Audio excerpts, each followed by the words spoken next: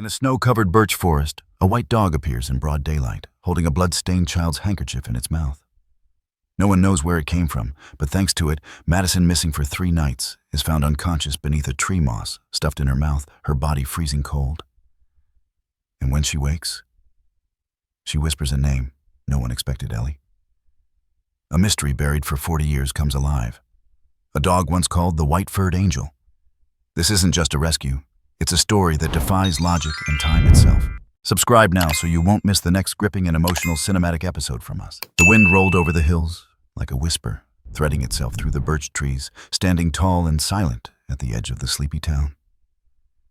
Ontario was just beginning to freeze its lakes, crusted in ice, and its streets dusted in the first snow of the season. The town itself, maple-roofed homes, yellow porch lights, smoke trickling from chimneys, seemed untouched by time. No neon signs, no traffic horns. Just the creaking of pine, the occasional bark of a distant dog, and the songs of birds brave enough to sing in the early cold. The people here still waved at each other from their driveways, still baked pies for neighbors when the power went out.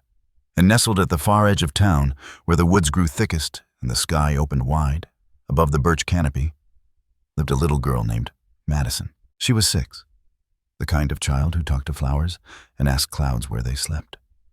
With a head of wavy chestnut hair that curled beneath her woolen hat and a red jacket 2 sizes too big, she had the quiet confidence of someone who'd never been lied to.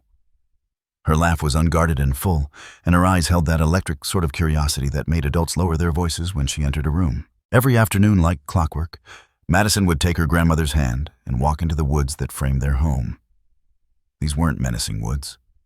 They weren't the kind children feared or parents warned against. These woods were sacred in the quietest way, a patchwork of birch and spruce frosted with moss, dappled with sunlight, that filtered through the trees like golden breath. Madison called them the singing trees. Her grandmother Martha had lived in that house for over 50 years. Widowed, retired, and fiercely independent, Martha kept her radio tuned to old swing records and wore the same green scarf every winter since 1984. But it was with Madison that her world had come alive again. They shared a rhythm, those two. Every step Madison took, Martha followed half a second later, matching her pace like a heartbeat echo. It was a Tuesday when the sky turned the color of ash, pale and blurred at the edges. Snow fell in slow spirals, quiet as breath settling over rooftops and branches like a soft white hush. Madison clapped her mittens together and danced out onto the porch, twirling once before running back inside to tug at Martha's hand. "Come on, Nana," she chirped. "Let's go see if the trees are sleeping." Martha smiled. "I bet they're dreaming about spring," she said, grabbing her cane and looping her scarf twice around her neck. Boots were pulled on. Gloves, hat. Madison insisted on bringing the acorn she'd found the day before her lucky explorer's charm. And then the door creaked open, and the cold met them, like an old friend slipping inside their coats and tugging at their cheeks. The trail into the woods began just 20 yards from the back porch. It wound through the trees like a question mark, vanishing into thickets and reappearing around old stumps and tangled roots. Madison skipped ahead, crunching over the snow with boots that lit up faintly at the soles. Martha followed slower, her cane tapping against the frozen dirt.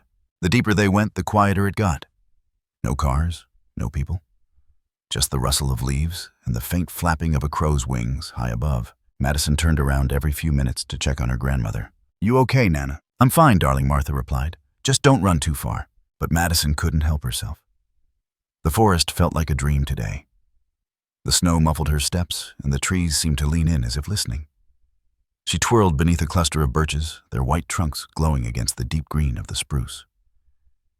It looked like something out of a storybook: silver bark, long shadows, and light streaming through in streaks like broken glass. "Look at this one," Madison called, pointing to a tall birch with a wide knot in its side. Martha chuckled, catching up. "That old thing's been here longer than me. Maybe it remembers your grandpa." Madison reached out and touched the bark with reverence. "It feels warm," she whispered. They walked for another 20 minutes, passing familiar rocks and fallen logs. Birds darted above tiny black blurs against the pale sky. Madison reached down once to pick up a pine cone, turning it over like a precious artifact. But then something shifted. The wind paused just for a breath, and the silence became different, heavier. Martha stopped walking. The air had a strange taste now, metallic and cold. Her stomach clenched, a sharp twist of instinct she hadn't felt in decades. She glanced ahead and saw Madison a few feet away, standing completely still beneath another tree. "Madison?" She called, voice edged with something she didn't yet recognize as fear. The girl didn't answer. Martha took a step forward. Madison, still no reply. She was about to speak again when her boot slipped on a patch of black ice hidden beneath the snow. Her cane skidded sideways. She fell hard, the breath punched from her lungs, her head cracking against a hidden root. Pain exploded behind her eyes. Then blackness. Silence. Time didn't pass the same way in unconsciousness. It dilated and folded, pulling her into a space with no shape. There were flashes of snow, of Madison's red coat, of the birch trees spinning above her. And then nothing. When Martha opened her eyes again, the world was dimmer. Her scarf was soaked through her hands, numb. A sharp, throbbing ache pulsed in her temple. She rolled onto her side with a groan, blinking snowflakes from her lashes. Madison, her voice came out cracked and dry. She sat up slowly, fighting the nausea that came with emotion. Her surroundings were unfamiliar. Had she fallen further than she thought, the trail was gone. Trees loomed taller here, shadows deeper. And Madison, she was gone. Martha's breath caught. Madison, she shouted this time. Her voice echoed once, then vanished. No reply. The red coat, the bouncing laugh, the blur of brown curls gone. Panic surged hot and thick. She forced herself upright, using the cane that had miraculously landed beside her. Her heart thundered as she turned in circles, calling Madison's name again and again, her voice cracking against the cold. Then she stopped. There in the snow were small footprints leading deeper into the woods. Madison's. Martha followed them, stumbling, her body trembling with the effort. But the tracks ended just 10 feet away. Just stopped, like someone had plucked her from the ground. She looked up and saw nothing. No broken branches, no sign of struggle. Just birch trees. Dozens of them, their trunks pale as bone, their limbs trembling gently in the wind. Then she noticed something else. A silence so total it rang in her ears. No birds, no wind, not even the creak of snow underfoot. And in that moment, standing under a canopy of ghostly trees, surrounded by the hush of the forest, Martha felt it. Something was wrong here. Very wrong. She didn't know what had taken her granddaughter. She didn't know if it was human or something else. All she knew was that the woods had changed and that what had once been their daily ritual had now become a nightmare. She stumbled back toward the direction of the house, her cries echoing through the trees like shattered glass. Help, please. She's gone. Madison is gone. Back in town, porch lights began to flicker on. Neighbors emerged with flashlights and cell phones. And within the hour, the woods were flooded with the red and blue strobe of emergency lights. But the birch trees remained still. The forest did not speak. And somewhere hidden beneath the hush of the snow, the story of Madison was just beginning. It began with sirens that didn't belong in a town like this. By the time Martha stumbled out of the woods, half-frozen blood crusting at her temple, her cries hoarse from screaming, night had already swallowed the town whole. Porch lights blinked on like stars in panic. Neighbors rushed out, wrapping her in blankets, asking questions she couldn't answer. Where's Madison? What happened? Was it a bear? But all she could say was, she's gone. And that was enough. Within 30 minutes, the police were there. By the hour's end, the forest was crawling with flashlights and men in uniform. Snow had begun to fall again, steadier now, covering the ground in white lies. It erased footprints, blurred clues, turned fresh signs into memory. Detective Laura Hensley was the first to arrive on scene, a lean woman with weathered eyes and a reputation for listening more than she spoke. She took one look at the old woman shivering on the porch, saw the blood on her face, the terror still clenched in her jaw, and knew this was no simple case of a child wandering off. The trail team fanned out fast. They moved like clockwork grids, search thermal imaging, night vision drones humming through the sky like low-flying insects. Calls were made to the K-9 unit in Sudbury. Within hours, they had 2 bloodhounds on the ground, noses pressed to Madison's scarf. The entire town mobilized. Teachers, mailmen, retired fishermen who hadn't set foot in the woods in years. It was like something ancient had been triggered, this primal urgency that ran deeper than law or neighborly duty. A child was missing. That meant no one slept. At the high school gym, tables were set up with maps. Markers bled across paper as zones were designated. Volunteers huddled around heaters with walkie-talkies and coffee gone cold. The mayor gave a press briefing with shaking hands, her voice breaking halfway through as she asked the public for help. Media vans began arriving before dawn. But the forest gave nothing back. No shoe, no coat, no broken branch, no scream. Just snow, relentless and quiet and pure. Back at the house, the family unraveled. Madison's mother, Claire, stood motionless at the kitchen sink, staring out the window into the dark, as if willing her daughter's red jacket to reappear between the trees. Her father, Tom, paced from room to room, knocking over chairs, yelling at no one. I should have gone with them, over and over again. Martha remained curled on the couch under 3 layers of wool hands, trembling as she clutched a mug she didn't drink from. Her mind kept replaying the last image of Madison, those little boots turning the corner behind the tree, her head tilting back to smile. That smile, that goddamn smile. And then gone. The next morning, the woods were transformed. What had once been familiar and sacred now looked like a labyrinth built by something cruel. Trees loomed like prison bars. The snow had deepened overnight, erasing what few prints were left. Drones flew overhead, mapping every shadow. Dogs barked, handlers shouted. A line of 20 volunteers walked shoulder to shoulder, eyes on the ground, hearts in their throats. Detective Hensley interviewed everyone. She never wandered before, not once. Any strangers recently? Out-of-towners? There was a new meter reader last week, but he's already been cleared. They combed through Madison's drawings, her journals, her browser history, though at 6, it consisted mostly of cartoons and unicorn videos. That first day ended with nothing, and the cold only deepened. Flash. A memory jolted loose in Martha's sleep. Madison's voice calling from behind the trees. Laughing, but faint. Distant. And then something else, a crack. Not like a twig underfoot, but a door opening. She bolted upright, sweating despite the chill. Somewhere across town, Claire woke up screaming. Day 2. The snow came down heavier. Each flake seemed weighted as if mourning. The rescue teams pushed further out beyond the usual trail loops. They brought in ATVs, survival experts, and even a shaman from the nearby First Nations reserve, who walked in silence, fingers brushing the trunks of trees as he passed. No animal took her, he said softly. But something old is awake here. Most dismissed him. Desperation talks in riddles. But Detective Hensley listened.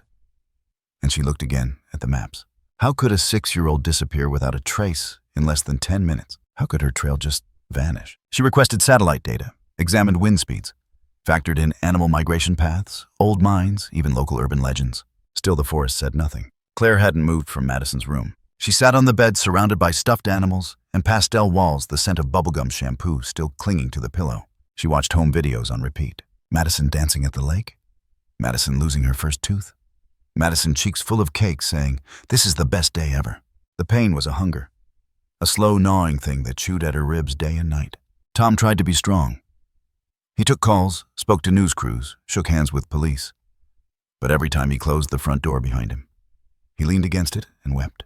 Flash again. This time it was Madison, her face lit in silver moonlight, standing barefoot in the snow. Martha could hear her, just barely. Don't let them close the trees.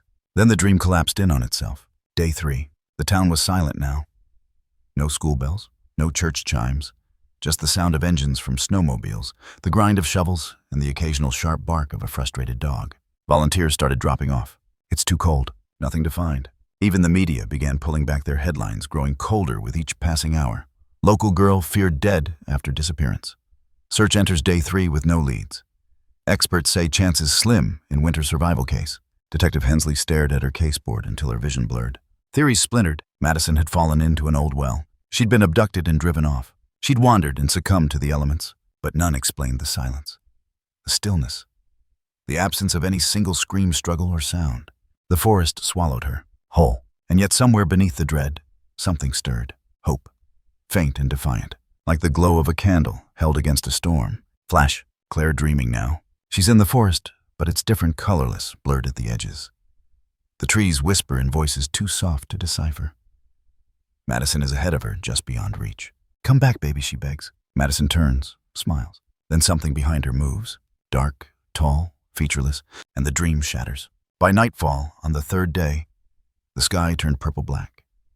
The snow, merciless, now blanketed even the footprints of the searchers. The trees looked like monuments, ancient and unmoved.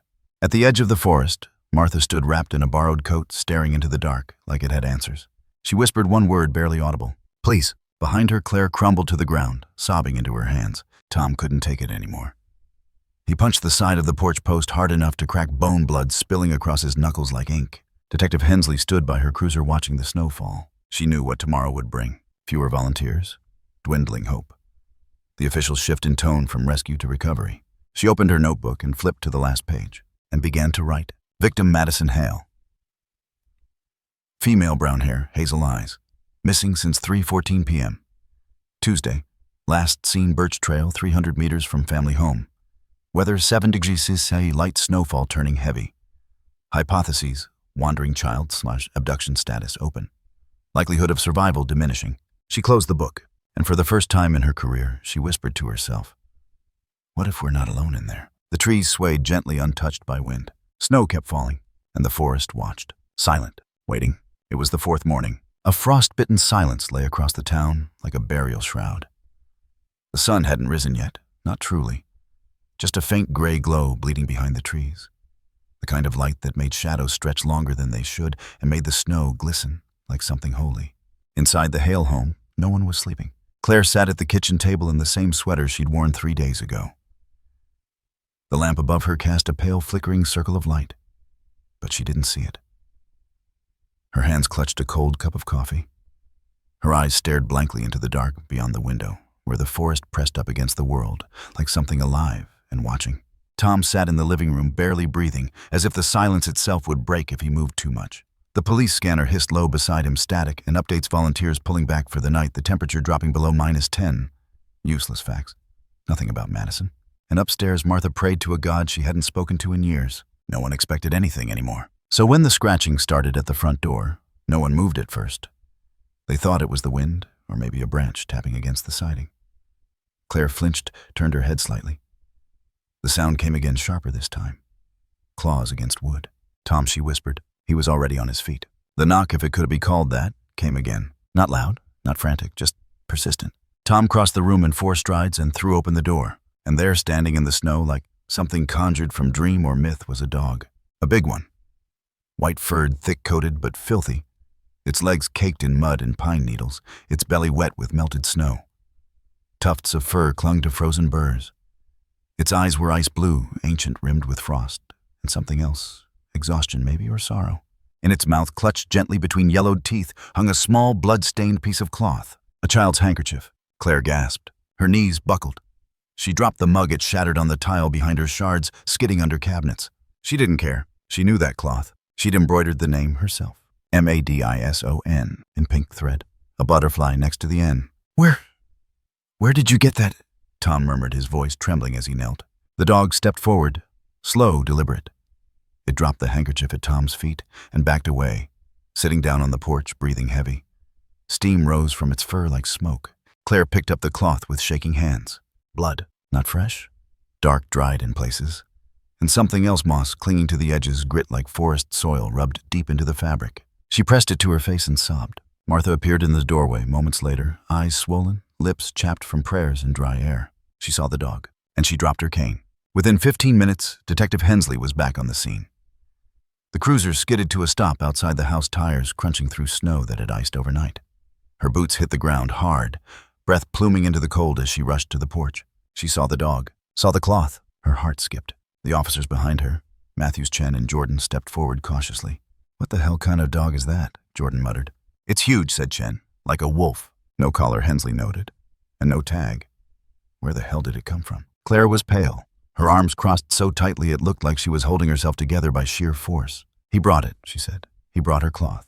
Hensley crouched in front of the dog, holding out her hand. The dog didn't move, didn't flinch, just stared at her. And then slowly, it stood up. It turned and began to walk. "Wait," Hensley said, standing. "Where's it going?" But it didn't look back. It stepped off the porch, padded through the snow, and disappeared behind the edge of the woods. Then it stopped, turned, waited. "Holy shit," Matthews said. "It wants us to follow." What happened next moved faster than belief should allow. A 5-person team was assembled in less than 10 minutes. Flashlights, radios, GPS. The drone team re-engaged. Chen grabbed the bloodhounds, who immediately caught scent from the cloth. They barked, pulling at their leashes like they'd been shocked awake. And the dog, this mysterious silent creature, led them into the forest. The woods looked different in the dawn. Not gentler, not safer. Just awake. The dog moved with purpose. Not fast, not slow. Just steady, threading through brush and snow like it knew exactly where it was going. The handlers tried to keep pace. Flashlights flickered. The breath of every officer rose and fell in synchronized rhythm as they jogged through the trees, crunching ice and cracking branches. Then something strange happened.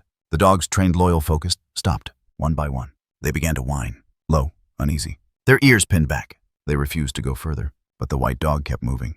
And something about the way it glanced back just once compelled Hensley to go on. She turned to her team. "Stay with the handlers," she said. "I'm going forward." "Alone?" Matthews asked, eyes wide. "I won't lose another night." And with that, she stepped beyond the arc of their lights. The dog waited until she caught up. Then it ran. The world narrowed to motion and breath.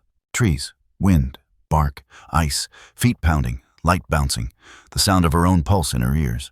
And ahead of her, always just within view, the dog. It moved like smoke, like wind given shape. Silent except for the soft patter of paws on snow. Then it stopped. Dead stop. She slowed, panting. They'd reached a clearing, a wide circle of birch trees standing tall and pale like sentinels around a single patch of disturbed snow. The dog walked to the center, sat, waited.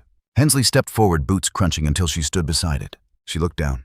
At first she saw only snow. Then her eyes adjusted. The snow had been moved, shoved aside, melted, partially refrozen in odd patterns. There were impressions. Something small. A body-sized hollow. And in the center, a red thread, almost buried. She knelt.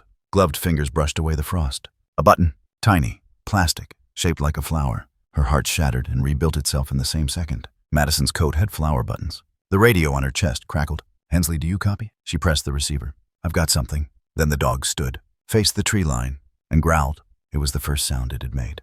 Low, deep, ancient. A warning.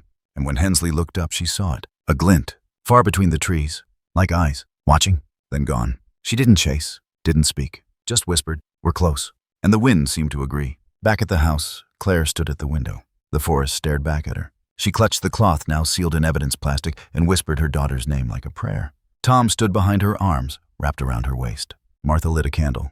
The town held its breath again.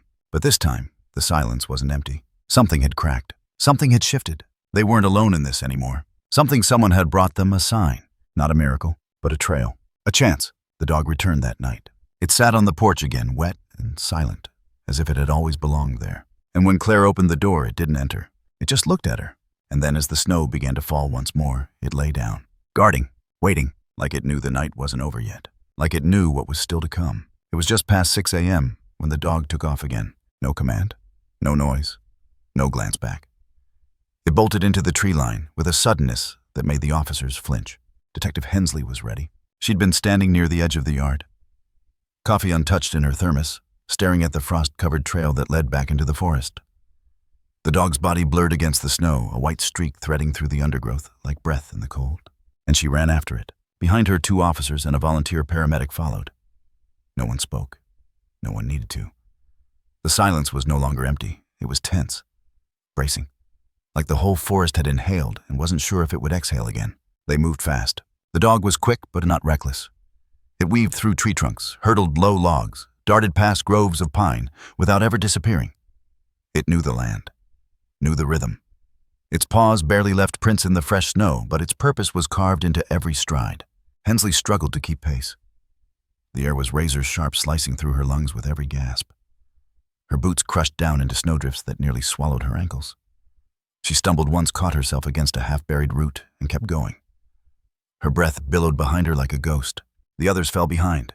It didn't matter. She wasn't going to lose the trail again. The dog cleared a fallen birch paws, landing silent on the other side. Hensley vaulted over it, with less grace, her shoulder brushing against a branch that whipped across her cheek. She didn't feel it. And then they reached the water. A narrow stream, half frozen, gurgled through the woods like a faint heartbeat. In summer, it would have been a peaceful trickle. Now the edges were sharp with ice, the current black and slithering beneath a thin crust. The dog didn't hesitate. It plunged into the stream, paddled furiously, and hauled itself out on the far side. Steam rose from its fur. It shook once, then turned and barked. The first sound it had made since this started. Hensley paused. "Christ," she muttered, eyeing the ice. Then she stepped in. The cold was instant, piercing. Her legs went numb by the time she reached the middle. The current pulled at her ankles, tried to spin her sideways. But she pushed through teeth, clenched breath, ragged. She emerged, drenched to the thighs, boots soaked. The dog waited one beat, then turned and took off again. The forest grew denser. Trees clustered closer together. The branches formed a canopy overhead, filtering the morning light into pale strips of gold and silver. Moss clung to trunks like forgotten skin. The air changed quieter, but not still. Humming. There was something different here, sacred, the kind of quiet that asked you to lower your voice. The dog slowed. Hensley did too, and then just ahead, it stopped. A clearing opened before them, round and deliberate, as if the forest had bent itself outward to make space. In the center stood a massive birch tree, taller than any she'd seen in her life. Its bark shimmered faintly in the light, like polished ivory. The roots coiled from the earth like frozen veins, and there beneath it was a shape, a small one, a body. The dog walked the final steps slowly, reverently, and curled itself beside the figure. It pressed its side against the child's tiny form, gently nosing at her shoulder, then resting its muzzle across her legs. Hensley stepped forward. Her heart climbed into her throat. "Madison," she whispered. She dropped to her knees, not caring that they sank into the snow, that her jeans were already soaked and stiff with ice. Her hands trembled as she reached out. The girl was pale, too pale. Her lips were blue, her skin the color of porcelain left in the cold. Her jacket was torn at the sleeve. Her mittens were gone. One sock had slipped halfway off her foot. Her arms were drawn up to her chest, but only barely, like the instinct to protect herself, had frozen mid-thought. Then Hensley saw her mouth, stuffed with moss, clumps of green and brown packed tightly between her lips. Wet, fresh, not decayed. "Oh my God." She gently turned the girl's face to the side and cleared her airway with gloved fingers. Madison's chest twitched. A whisper of breath escaped. She was alive. Medic Hensley screamed. Her voice shattered the stillness. "Over here." She checked for a pulse. Weak, barely there. The dog didn't move, just kept its body pressed tight against Madison's, as if it had taken a sacred oath. Behind them, the two officers and the paramedic burst through the brush, panting and wide-eyed. "She's here," Hensley shouted. "She's alive. Get the oxygen now." The paramedic dropped to his knees, unpacking gear with practiced speed. Blankets. Pulse monitor. He slipped a mask over Madison's face, checked her vitals, murmured updates as if afraid the wrong word might send her spirit scattering. "Severe hypothermia," he said. "We've got shallow respiration. We need to move now." A stretcher was called in, but no one could stop looking at the dog. It stayed where it was, nose nuzzling gently against Madison's wrist. Its fur was soaked. Dirt and blood caked its chest. But its eyes, those glacial, endless eyes, never left her face. And then someone asked the question. "Did it keep her alive?" The medic looked up. "There's no way she survived 3 nights out here without warmth." "Not in this cold."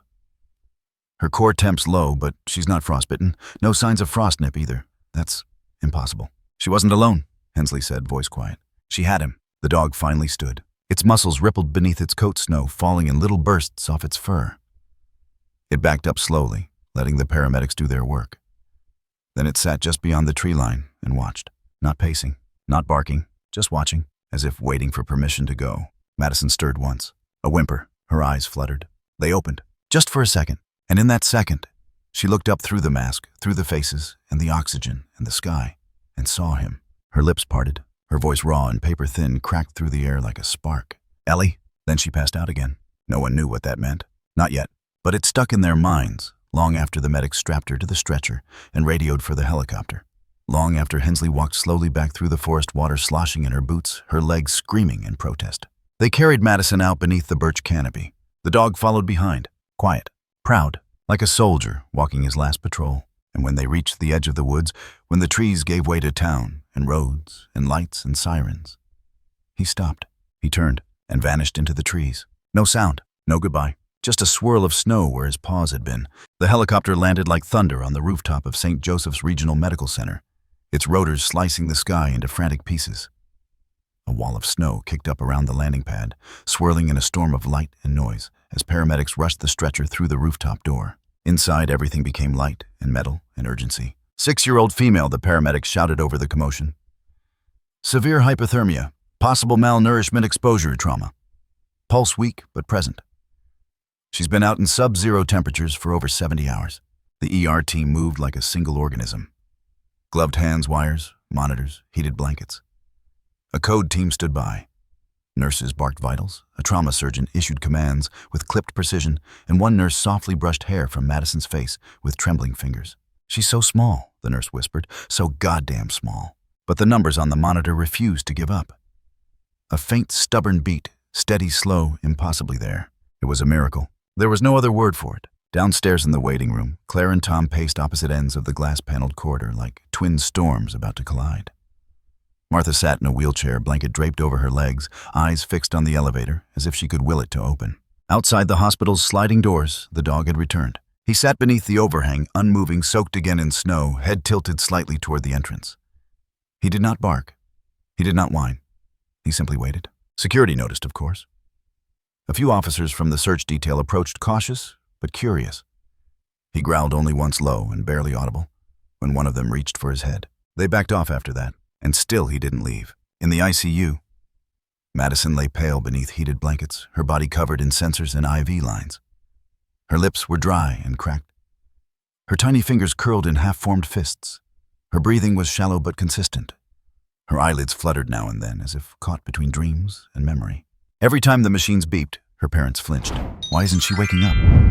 Claire asked for the 5th time. The doctor, an older woman with kind eyes and a clipboard always pressed to her chest, spoke gently, but with weight. "She's in post-traumatic hypometabolism," she explained. "Her body's conserving everything. Brain function is normal. There are no signs of frostbite, no signs of brain damage. But her vitals are telling us she's exhausted beyond comprehension. Her mind is protecting her right now. But she's going to wake up," Tom asked. The doctor hesitated, then nodded. "There's every reason to believe she will. She survived the impossible." That says something. They didn't speak after that. They just stared through the glass at the small shape lying so still, wrapped in silence and snow-tinged blankets. Later that evening, the results from her preliminary medical report arrived. Detective Hensley was already in the hospital. She'd come to file her formal report and check in on Madison's condition, though in truth she couldn't shake the feeling that something wasn't right. Not just about the forest, but about the entire shape of this thing. The silence, the absence of logic. She was led to the attending physician in the diagnostics wing, Dr. Benjamin Koretz, 40 years in pediatric trauma. No nonsense. He held a tablet in one hand and a folder in the other. His brow furrowed so deeply it looked carved in granite. "I don't say this often," he started, "but nothing here makes sense." Hensley raised an eyebrow. "Go on." "First, the exposure. This child spent 3 nights in sub-zero temperatures. That's not survivable under normal conditions. She had no heat source, no insulation. Her coat was thin, one glove missing. And yet, no frostbite, no organ failure, minimal bruising. Some cuts, yes, and abrasions consistent with crawling or being dragged, but no trauma that would indicate she was restrained or assaulted. She wasn't held captive. She was hidden." He pulled out a few printed photos. Body diagrams, close-ups, soil residue analysis. This mossy tapped-the image was packed into her mouth. "We ran tests. It's local, found in forest beds beneath birch trees. But here's the thing. It was packed in such a way that it didn't fully obstruct her airway. It was layered with care. Almost like someone was trying to keep her quiet without killing her, or trying to preserve her." Hensley murmured. Dr. Koretz nodded. "She has no broken bones. No torn ligaments. A few bruises around the ankles, but they're inconsistent with binding. And there's an odd pattern to the dirt under her nails. Not digging, not fighting. More like she was scooping." "Scooping what?" He looked at her. "A nest." Back at the hospital entrance, the dog still hadn't moved. Claire finally noticed. She walked through the automatic doors, snow biting at her cheeks, exhaustion dragging behind her like a heavy coat. The dog looked up as she approached. His eyes reflected the overhead lights, like frozen stars. She knelt in front of him. "You brought her back," she said. The dog didn't respond. She ran a hand along his neck, surprised at how warm his body was, despite the snow tangled in his fur. "You stayed with her, didn't you, out there? All that time? You never left?" His tail thumped once against the concrete. Claire looked up, tears brimming. "Whose dog are you? No tag? No collar? No scar under the ear like most rescues? Just thick, snow-dappled fur and silence." They put out word the next morning. Local shelter flyers, social media posts, police dispatch bulletins, white shepherd mix, medium to large breed blue eyes, no chip. Photos were taken. A few leads came in. Someone thought it might belong to a hunter from Timmins. Another suggested it resembled a dog that had gone missing 3 years ago, from the next province over. But none of it stuck. Every vet they contacted shook their heads. No record. No vet ever scanned him. No one ever brought him in. It was like he didn't exist. Madison remained unconscious for another full day. The nurses rotated in and out like ghosts. The heart monitor beeped like a second hand. Outside her window, snow fell heavy again, draping the city in white silence. Her family rotated sleep in nearby chairs. Her mother whispered stories into her ear while holding her hand, tears leaking into the pillow. Her father tried to hum her favorite song, but broke down halfway through. And the dog kept watch. Every hour, every shift change, every ambulance siren. He never moved more than 6 feet from the door. Hospital staff brought him water. A nurse slipped him half her sandwich. Even the janitor, who normally hated animals, started leaving the outside light on for him after dusk. And yet he never sought affection, never begged, never whined. He was waiting for something. Detective Hensley visited twice more that evening. She stared at the dog, each time, as if trying to place a face she almost recognized. "I've seen a lot of strange things in this job," she said aloud. "But you might be the strangest." He didn't react. Then she asked a different question. "What are you protecting her from?" The wind howled outside the revolving doors, and from somewhere in the forest beyond a tree, cracked under the weight of ice. At 3:37 a.m. on the second night, Madison stirred. The night nurse Caitlin was halfway through paperwork when the monitor blipped irregularly. She stood expecting to reset a lead or check for an air bubble in the IV. Instead, she saw Madison move. Just a hand, just a twitch, but unmistakable. She called the attending immediately. The room filled in under 2 minutes, doctor, nurse, technician. They hovered, breath held. And then Madison opened her eyes, slowly, blinking at the fluorescent lights. "Sweetheart," Caitlin said softly, stepping into her view. "You're safe. You're in the hospital. You've been sleeping. Do you remember your name?" Madison blinked, lips parted. Her voice was dry, barely a whisper. "Ellie." A hush fell over the room. "Who's Ellie?" the doctor asked gently. Madison turned her head slowly toward the door. Her face twitched with something fragile and unspeakable, and she whispered again, "My dog." They all glanced at each other. The nurse called down to the lobby. "Tell them to let the dog in." When the doors opened, 5 minutes later, and the white-furred guardian padded in, the machines jumped. Madison's pulse increased. Her oxygen stabilized. And for the first time since she was found beneath the birch tree, a tear slid from the corner of her eye. Not from pain, but recognition. The dog stepped to her bedside and laid his head on the sheets. She reached out. Her fingers barely brushed his fur. And for the first time in days of horror, silence, disbelief, Claire smiled. Just a little, just enough. But the questions were only beginning. Where had Madison been? Why hadn't she frozen? Who or what had packed moss into her mouth with surgical precision? And how did this dog know exactly where to find her? None of the answers would come quickly. But the first light of hope had returned. And the dog, Ellie, as she now called him, remained by her side. Silent, resolute, watching something only he could see. Madison awoke with a scream so sharp it made the heart monitor stutter. It was the kind of sound that didn't belong to a 6-year-old girl.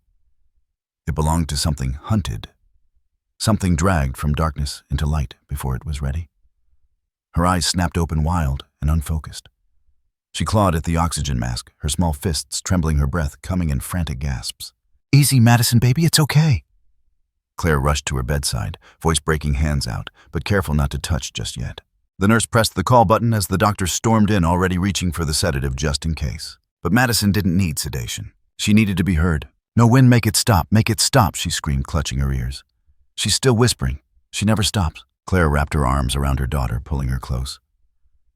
Whispering soft nothings. "You're safe. You're home. You're safe. You're home," until the tremors in Madison's limbs began to ease. The wind outside howled against the windows. Just air moving across glass. But Madison shook harder each time it rose. She curled into herself, eyes wide, voice low. "She doesn't have eyes, Mommy." Claire froze. "Who, sweetie? The lady in the dirt?" "She watches with no eyes." Tom had just entered the room, coffee still in his hand. He stopped mid-step. Madison looked between them, and her voice dropped to a whisper, so raw it burned. "She had a door in the ground. It eats you." They thought she was hallucinating. Trauma-fevered dreams, fragmented memories. Doctors had their explanations. But Claire knew better. A mother always does. So she listened. She asked softly, never pushed. Let Madison draw when she couldn't speak. And what the little girl drew chilled them all. The first picture was simple, a crooked square nestled in brown scribbles. A door half open, buried beneath what looked like tangled roots and black soil. Beside it stood a woman, a pale smudge with long, stick-straight hair, arms dangling limply. Where her face should have been, Madison had drawn a blur. No eyes, no mouth, just smudged charcoal. The next drawing was of Ellie. Not just any dog, a white, shaggy figure with gentle eyes and a red heart drawn over its chest. Madison pointed to it and said, clear as anything, "That's Ellie. She stayed with me. She licked the bugs off. She told me to sleep when it got too dark." Claire frowned. "Told you? Like," she barked. Madison shook her head. "No. Like, in here." She tapped her forehead. "She's like the one in my book, Mommy. The one who helps lost kids." Claire swallowed hard. She didn't know which part to believe. She didn't know which part scared her more. Detective Hensley arrived later that afternoon. She brought chocolate for Madison and a sketch pad and sat quietly in the corner while the girl flipped through cartoons on mute. When the timing felt right, she approached, crouching down so they were eye to eye. "You're very brave," she said softly. "Can I ask you some questions?" Madison glanced at Claire, who nodded gently. "Okay." Hensley flipped open the sketch pad. "Can you show me where the door was?" In the forest, Madison took the pencil without hesitation. She began to draw with the steady, eerie calm of someone not remembering, but reliving. The path she drew twisted through trees, past a bend, over a small stream, down a hill of rocks. There beneath a fallen birch, she marked a shape. "It's under here," she said, "where the lady whispers." Hensley copied the map. Then Madison added something else, a hand reaching out from under the soil. But it was wrong. Not grabbing, just resting there, pale fingers against the earth, waiting. That night, Hensley pulled the county records, old property lines, buried land deeds, and she found it. A parcel of land deep within the forest, long abandoned, owned once by a family called the Lorries. The name meant nothing until she found the old missing persons file from 1985. A mother, a daughter, gone without a trace. And the last known address, a cabin just 20 yards from where Madison had been found.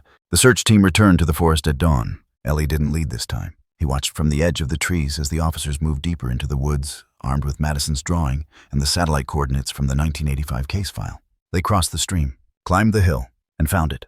The fallen birch had collapsed years ago. Moss covered its spine. Beneath it, just as Madison said, was a shallow depression in the ground ringed with stone.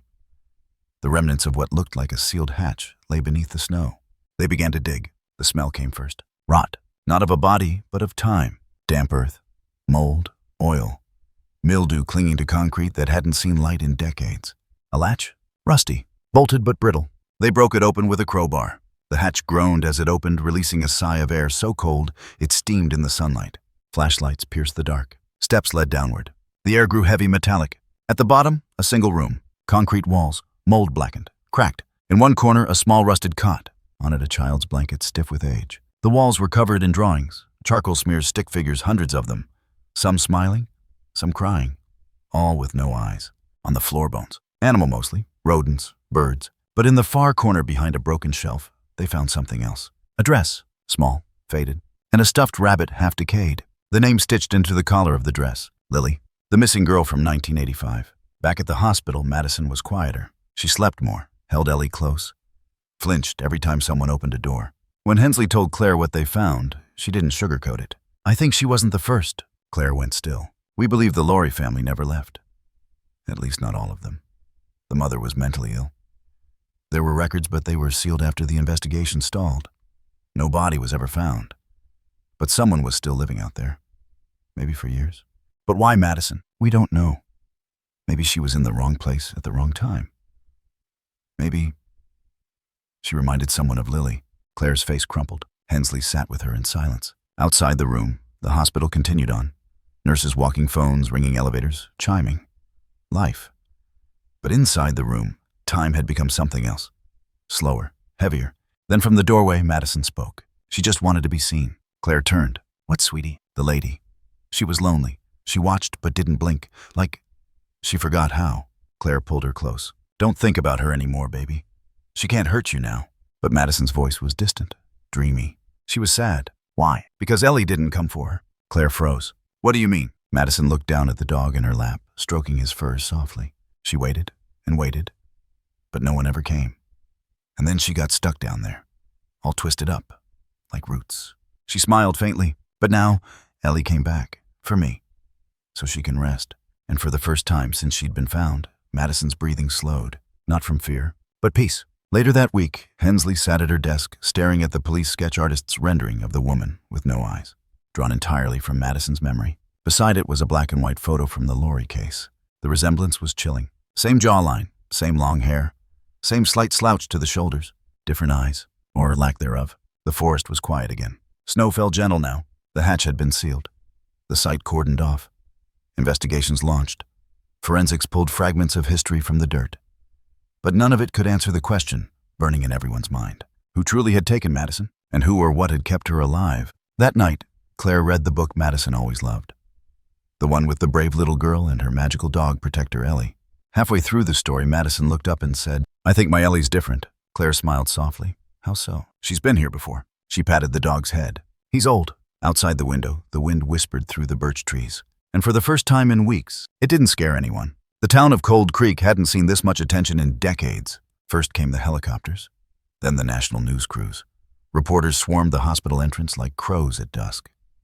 Everyone wanted to see the girl who survived the miracle child, the one who came back from the woods after 3 nights in below-zero cold with nothing but a mysterious white dog by her side. But it wasn't just Madison that people whispered about in the diners and school hallways. It was the dog. That dog. White. Shaggy. Too large to be local, too silent to be ordinary. Always watching, never barking. Pacing gently through snow without leaving a single sound behind. Those who saw him couldn't shake the feeling that they knew him. Not from this year. Not even from this decade. From something older. From memory. At the Cold Creek Historical Society, buried in the back room, among binders filled with faded newspaper clippings and yellowing photographs, a name was whispered like a long-lost spell. Lily Ann Laurie, 10 years old, disappeared in the winter of 1985. Last seen playing near the southern edge of the woods, just behind the Laurie family property, a stone's throw from where Madison had been found. She hadn't been alone. She'd been with her dog, a white shepherd mix. Its name, Ellie. Detective Hensley sat at a long oak table under buzzing fluorescent lights, flipping through the decades-old case file that hadn't seen the light of day in nearly 40 years. The details were sparse. Technology back then had been crude. But the photographs were intact, grainy black and white, but undeniably clear. Lily smiling in a snow-covered yard, hugging the neck of a thick-furred white dog. Ellie. The resemblance was uncanny. No, more than that. It was exact. Hensley stared at the photo. And then at the one taken just 2 days ago outside the ER.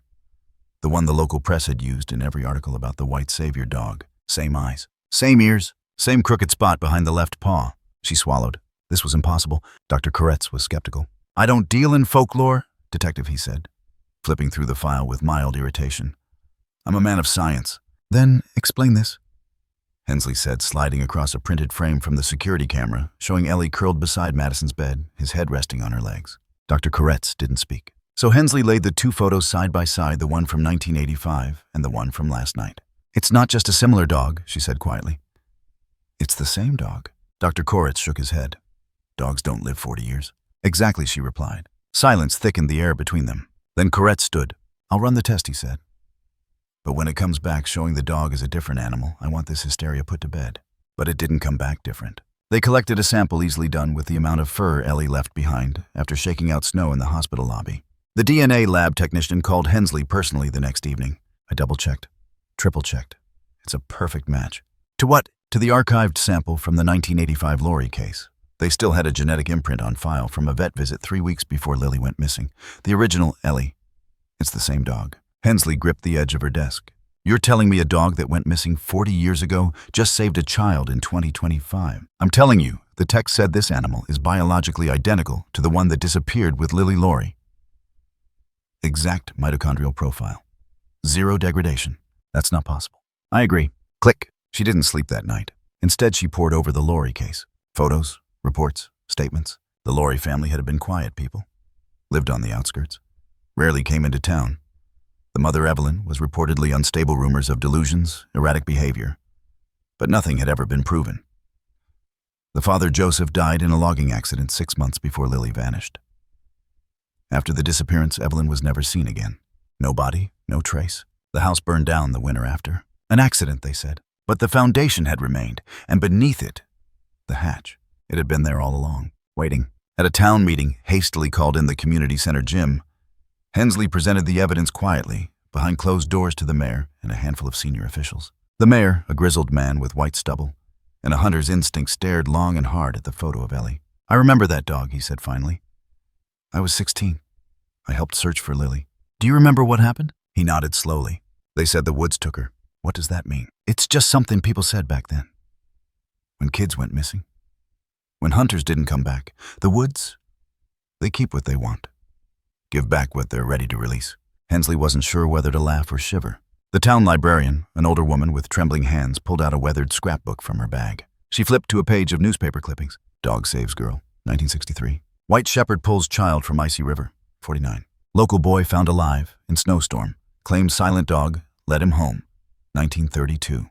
Different towns, different decades. Same description, same dog." Hensley stared at the page. "You're telling me this animal has shown up every few decades?" "Not every decade," the librarian said, "only when it's needed."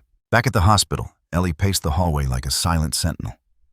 No leash, no handler, no resistance from staff anymore. He had become part of the place, ghost and guardian. Madison hadn't let him out of her sight. She even whispered to him in her sleep. Claire had caught her one night, murmuring, "Don't go again. Stay with me this time." The line struck like a blade. Again, news traveled fast in towns like Cold Creek. Rumors faster. By Thursday morning, people had started leaving offerings at the hospital entrance. Dog biscuits, blankets, old photos of pets, candles. Some called it a shrine. Others called it something else. Recognition. Detective Hensley returned to the lorry site that afternoon. Snow had melted slightly enough to reveal a series of faint depressions near the edge of the property, footprints shallow and distorted. Too large for a child, too heavy for wildlife. They were human, barefoot. She called for a forensic team. They uncovered remnants of torn cloth embedded deep in the roots near the back of the foundation. A woman's shawl woven wool patterned with flowers. Age matched the 1980s. But more disturbing was the final piece they found beneath the collapsed floor of the basement. A dog collar, rusty, snapped at the loop. And the tag, Ellie. If found, please call home. No number, no address, just that word. Home. Back at the precinct, Hensley stared at the tag on her desk for a long time. Then she turned to her whiteboard. 2 names, 2 timelines. Lily, 1985. Missing. Madison, 2025. Found. In both Ellie, a creature that shouldn't exist. A thread running through decades. She visited Madison one last time before the file was passed on to state investigators. The girl looked stronger now. Color had returned to her cheeks, her eyes clearer. But there was something else, something heavier in her gaze, as if she'd seen too much. "Hi, Detective Laura," she said, smiling. "You remember me, of course. You found the bad place." Hensley swallowed. "You helped us do that." Madison looked at Ellie, curled at her feet. "I didn't help. He did. Can I ask you something?" Madison nodded. "Why do you think Ellie came back now?" The little girl didn't answer right away. She picked at a loose thread on her blanket, then said quietly, "Because this time he made it in time." Outside, the sky turned violet with the coming dusk. Ellie watched the horizon from the window, ears perked. And in the forest beyond, under the hush of falling snow, the birch trees stood like silent witnesses. Somewhere deep beneath their roots, an old secret had been laid bare. And an older guardian had returned, not to haunt, but to remember and protect. The woods had changed, or maybe they hadn't. Maybe they had always been this way, watchful, ancient, quietly holding their breath just beyond the eyes of men. But now with the snow beginning to melt, and the story of Madison Hale on every television screen in the province Cold Creek's forest was no longer just a local mystery. It had become a scar. And somewhere beneath the oldest birch tree, something still waited. Detective Hensley returned to the site just after sunrise. She came alone this time. Not because she had to, but because some things, some places required solitude. The air was sharp, the snow thinner now, exposing patches of dark soil like wounds through pale skin. A hush had settled over the trees, not silence, not peace, but a pause. She followed the old path past the stream over the rise until the collapsed ruins of the Laurie home came into view. The makeshift police tape had been pulled down by wind or time fluttering on the ground like yellow snakes. She found the hatch uncovered, its mouth agape, like something had been disturbed. Flashlight in hand, gun at her hip, she descended the narrow stairs again, boots echoing against stone steps that hadn't seen light in 4 decades. The cold hit her like breath from an open crypt, and then nothing but quiet. The room remained intact. She swept the light slowly across the walls. The drawings had multiplied, or perhaps she hadn't noticed them all before. Now they crowded every inch of surface charcoal sketches, crude and desperate, etched with trembling hands. Children, dozens of them, some with mouths open wide in silent screams, others with hands pressed to invisible walls. And above them all, always watching, was the figure, the faceless woman, long hair down to her waist, head slightly tilted, eyes gone, replaced by black, gaping voids. One image appeared more than any other, the figure reaching out not to harm, but to hold, as if wanting to be remembered. Hensley stepped closer to the far wall, where a rusted bed frame leaned into the corner. The mattress had rotted to ribbons. Beside it, a pile of old fabric slumped against the wall. She knelt, lifted the edge, and froze. Strands of human hair, still attached to the scalp, still dark, still long. Her fingers trembled as she pulled the rest of the bundle into view. A dress, faded blue flower pattern, almost erased. Blood smeared across the hem, soil embedded in every fold, and beneath it, tucked carefully inside a rusted lunch tin, was a note.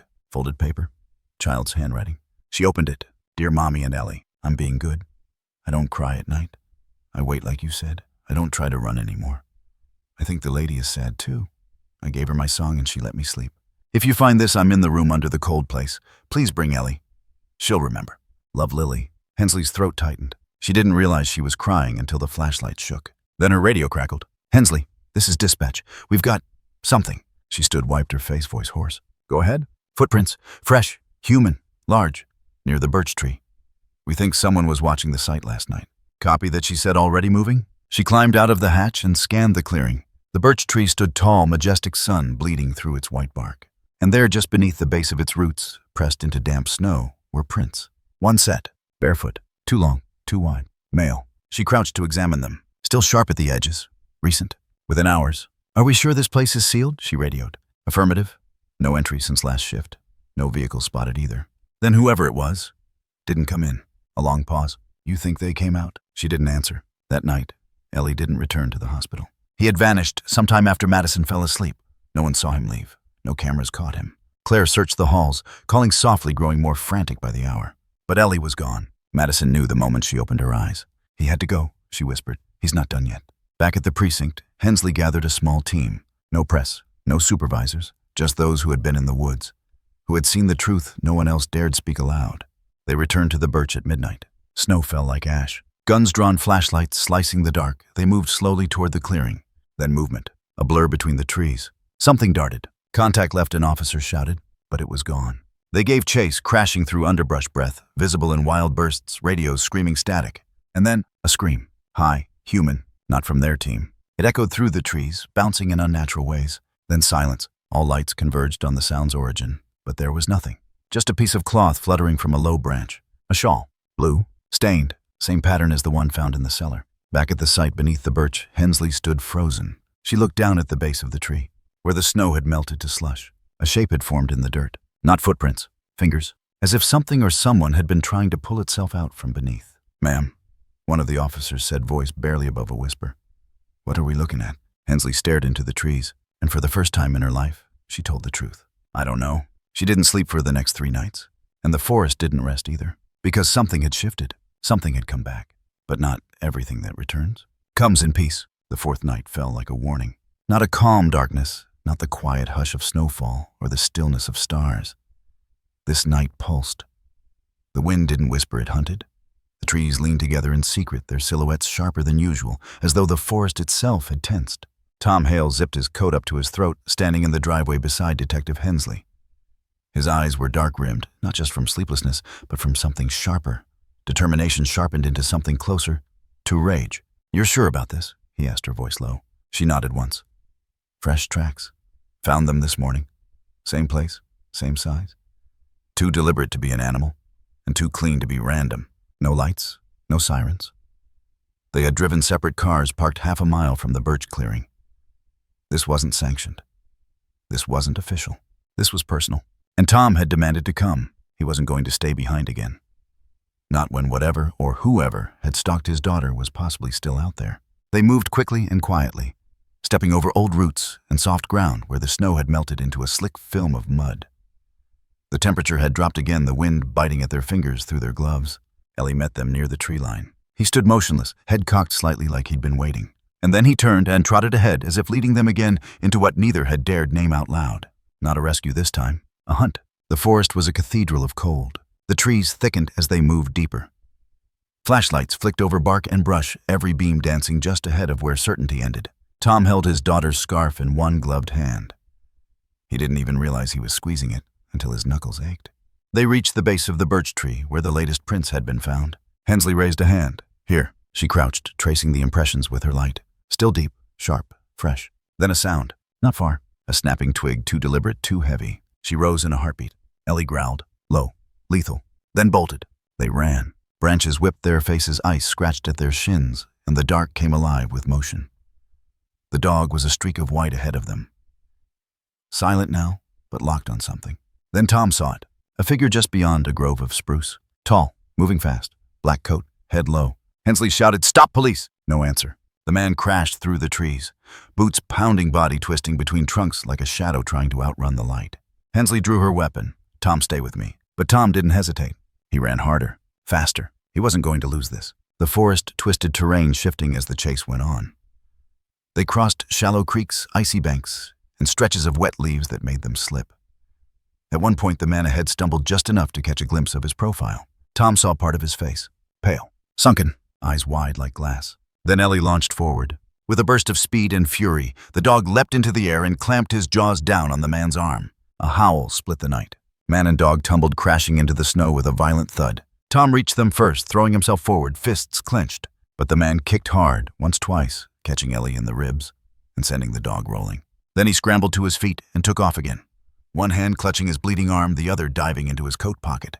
Hensley raised her weapon. "Don't move!" But he turned and hurled something into the trees, then disappeared over a ridge. When they reached the slope's crest, he was gone. No sign, no breath. Like the forest had swallowed him whole. Hensley cursed under her breath, scanning the ground. Tom dropped to his knees, hands braced against the earth. His chest heaved. His breath misted into the night. Ellie limped back toward them, fur matted with blood, his or the man's. It wasn't clear. And then Tom spotted it. A slip of paper stuck in a thorn bush. He pulled it free. At first it looked like garbage, wet and crumpled. But when he unfolded it, he went very still. It was a photograph. Color. Recent. Madison. Taken from a distance. At the playground. Sitting on a swing, smiling toward something off frame. Printed on glossy paper. Tom's knees buckled. Hensley caught the photo as he dropped it. Her voice was a blade.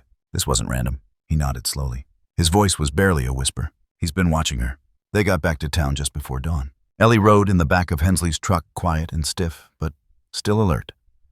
His eyes never left the woods behind them. Tom sat in silence the whole ride, fists clenched in his lap, the photo burning a hole in his memory. When they reached the station, Hensley had the image scanned, printed, and distributed. A statewide alert was triggered.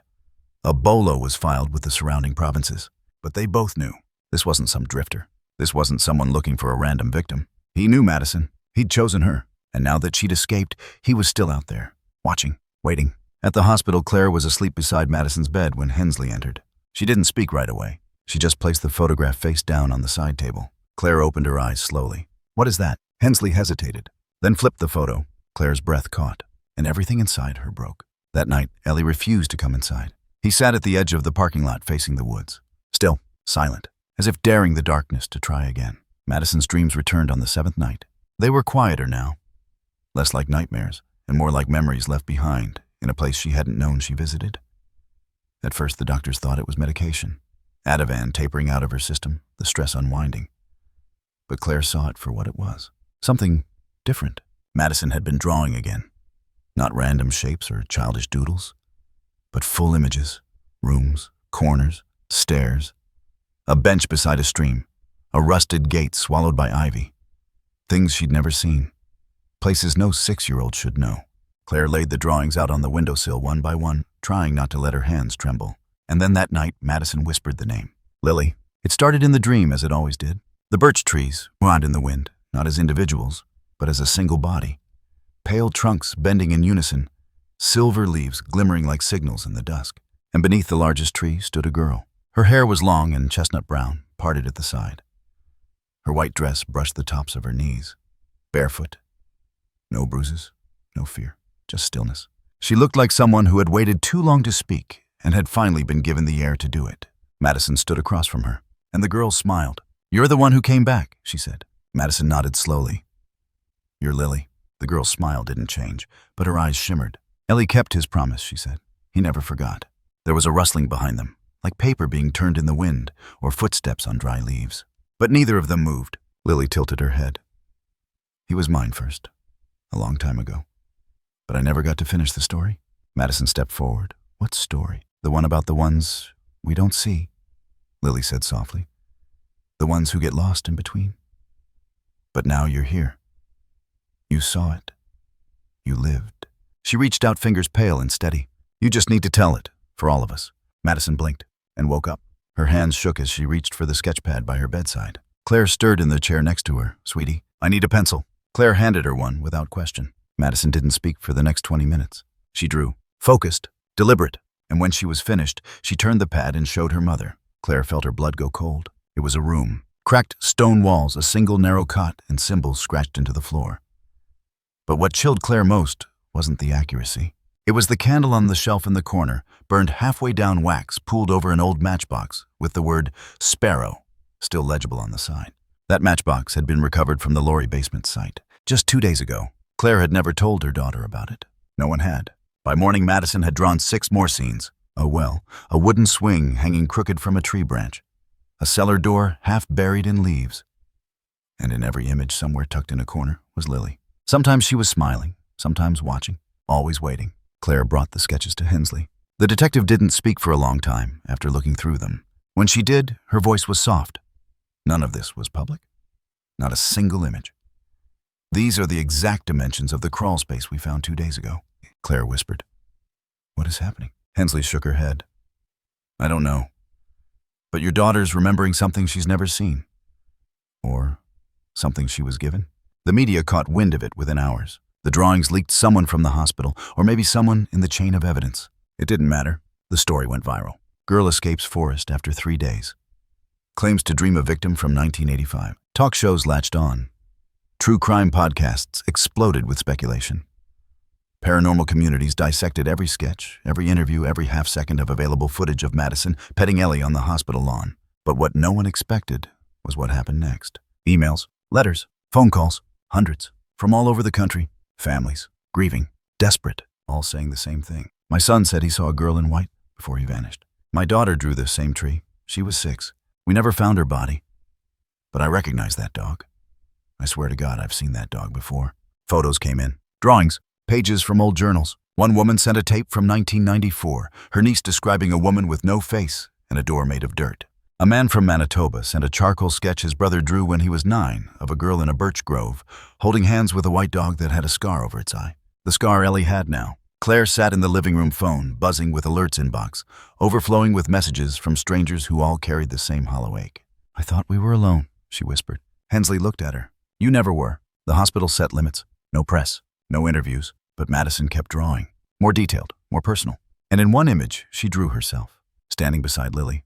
And in Lily's hand, a torn piece of paper, the same letter they'd found sealed in the Lorry basement. Same words, same signature. Madison had never seen it, and yet she captured it line for line.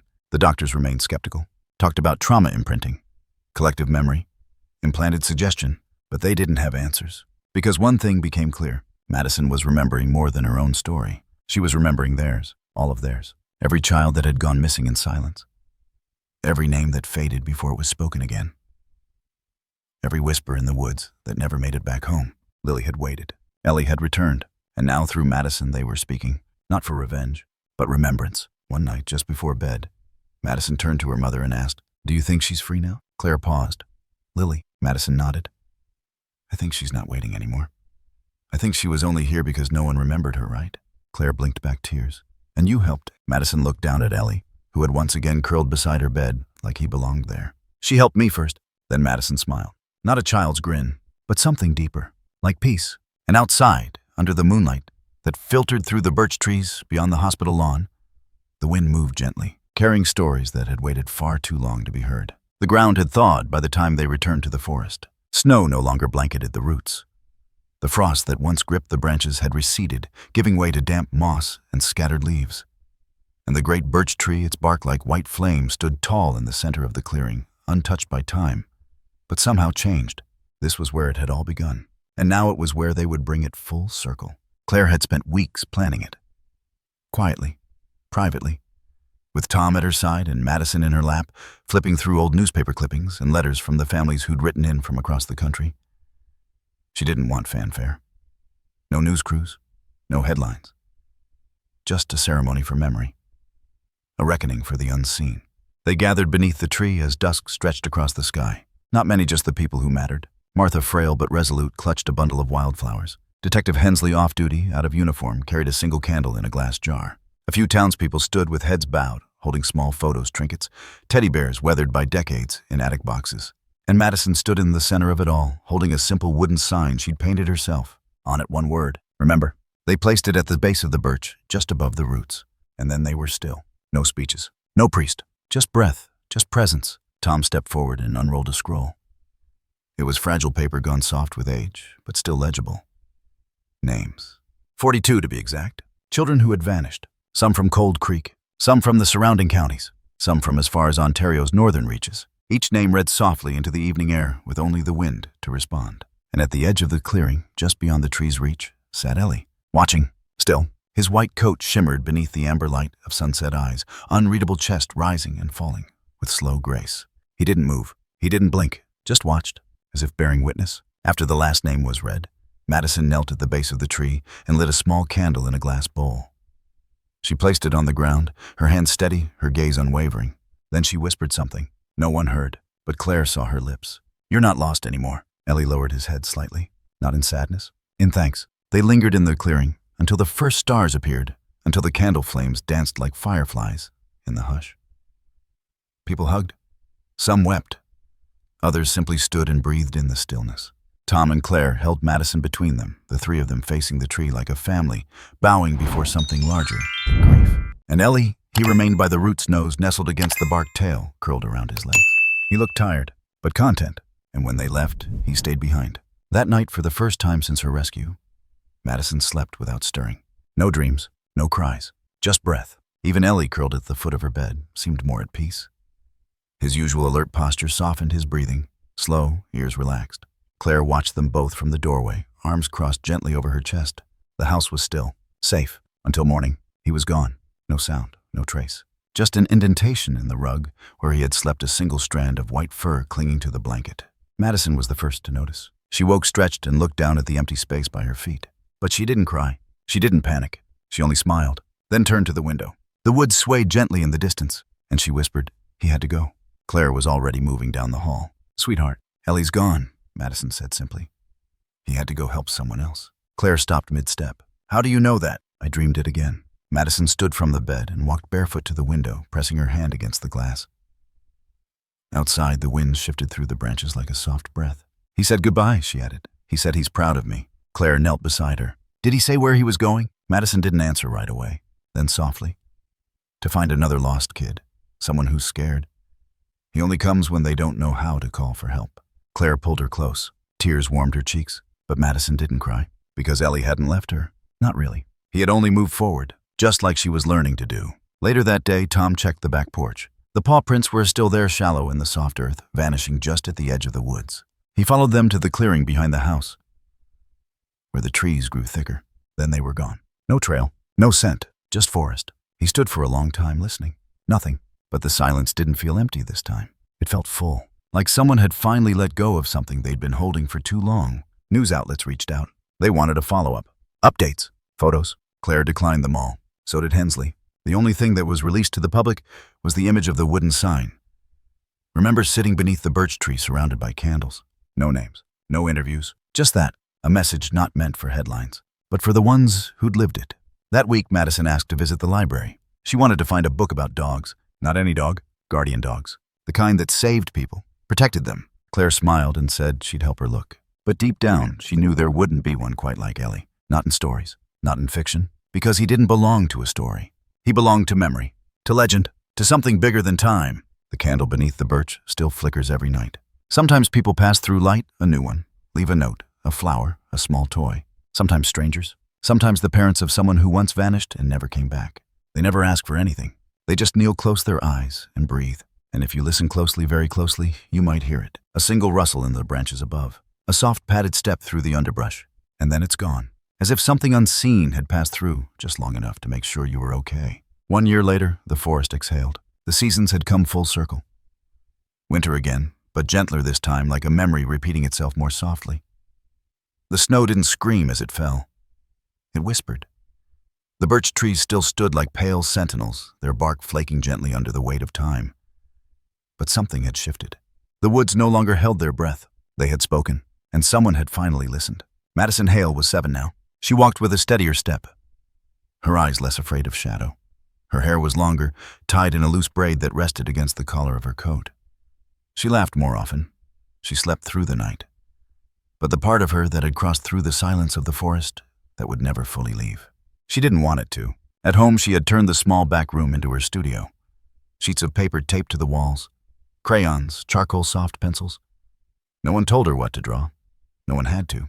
She always drew the same 2 things, Lily and Ellie, sometimes side by side beneath the birch tree, sometimes running through the woods. Once she drew them standing in front of a door made of roots and moss, their hands resting on the handle, but not opening it.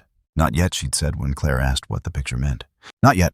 One morning, Madison painted a portrait different from the others. A little girl she'd never seen before, younger than Lily, dark skin, curly hair in tight braids, her eyes wide with fear, but her mouth curled just slightly hope. She drew Ellie next to her. Claire leaned over her daughter's shoulder. "Who's this?" Madison didn't look up. "She's next." Claire hesitated. "Next for what?" "She's going to get lost." "But Ellie's already looking." Madison dipped her brush again. Claire stared at the picture for a long time, her heart pounding with something she didn't have a name for. Something between dread and faith. 2 weeks later, a news alert flashed across every major station in the province. 6-year-old girl missing in Mount Kessler region. Last seen hiking with her uncle. Vanished without a trace. Search and rescue deployed. Drones, dogs, helicopters. The terrain was rough. Snowfall heavier than expected. Temperatures dropping fast. The third night passed. Everyone prepared for the worst. But on the fourth morning, just before dawn, she was found. Curled beneath a fir tree. Weak, but alive. Wrapped in something that looked like white fur. No coat, no blanket, just the lingering warmth of a body that was no longer there. And beside her in the snow, a trail of paw prints. Heading east, no one ever saw the animal. But the girl spoke between fits of shivering. He stayed with me. The paramedic leaned closer. Who? The big white dog. With quiet eyes. Claire turned off the television hand over her mouth. Tom stood behind her. Neither of them said a word. Until Madison walked into the room and whispered, "Hold you." They went back to the birch tree that afternoon. Snow fell in a soft curtain across the clearing. A single set of footprints, child-sized, crunched across the clearing and stopped before the tree. Madison knelt.